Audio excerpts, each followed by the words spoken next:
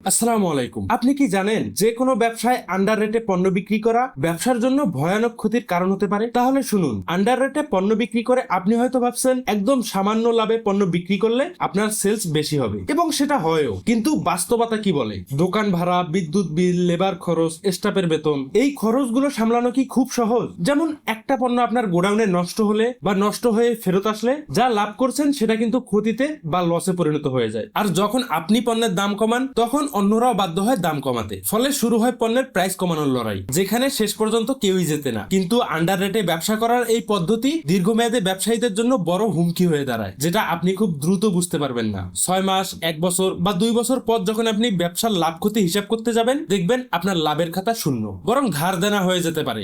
সাথে sales running থাকা অবস্থায়ও আপনার লোন করে ব্যবসা চালাতে হতে পারে। আর আপনি যদি একবার আপনার পণ্যের দাম কম রাখেন, তাহলে পরবর্তীতে আর দাম বাড়িয়ে বিক্রি করতে পারবেন না। অর্থাৎ দাম কমিয়ে যে নামটা কামিয়েছেন সেটা তখন কোনো কাজে আসবে না। তাই যে কোনো পণ্য ন্যায্য মূল্যে বিক্রি করাই বুদ্ধিমানের কাজ। এতে একবারে ধ্বংস হয়ে যাওয়ার ভয়টা মিনিমাম থাকে না। তো আজকে আমি যে পণ্যগুলো রেডি করছি, এগুলো ছিল আমার সেই রিটেলারের দেওয়া অর্ডারের পণ্য, যেটা আমি আমার 2 দিন আগের ভিডিওতেও বলছিলাম যে আমার বাইকের পিছনে থাকা পণ্য দেখে যিনি সেখান থেকেই 1 কার্টুন পণ্য রেখে দিতে চেয়েছিলেন, অর্থাৎ নয়নপুরের মাসুদ ভাই। কিন্তু সেদিন আমি ওনার কাছে সেই পণ্যটি বিক্রি না করে আমি নতুন করে একটা অর্ডার নিয়েছিলাম, আর আমি চাইলে সেদিনে ওই 1 কার্টুন পণ্য ওনার কাছে বিক্রি করতে পারতাম। তাতে যেটা হতো, আজকে অন্য যে পণ্যগুলো নিয়ে যাচ্ছি এগুলোর অর্ডারটা পেতাম না। এভাবেও কিছু কিছু সময় সেলস না করেও লাভ করা যায়। আর সেদিন টোটাল আমার কাছে ছিল 12,000 টাকার পণ্য। সেই পণ্যগুলোই দুজনের কাছে ভাগ করে বিক্রি করলে টাকার অ্যামাউন্টটা সমানই থাকতো, কিন্তু ভাগ না করে আলাদা করে বিক্রি করায় 12,000 টাকার অ্যামাউন্ট 20,000 টাকার উপর হয়ে গেছে। তো এই পণ্যগুলো রেডি করতে গিয়ে দেখলাম বেশ কিছু পণ্য আমার স্টকে নেই, ফলে আমার ডিলারের কাছ থেকে সংগ্রহ করতে হচ্ছে।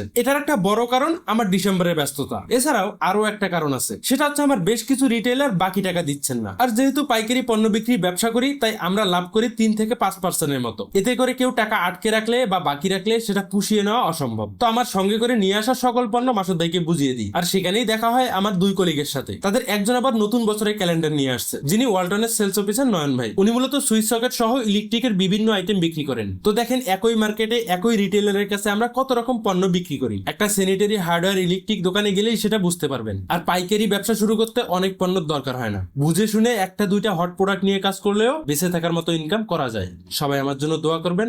আল্লাহ হাফেজ।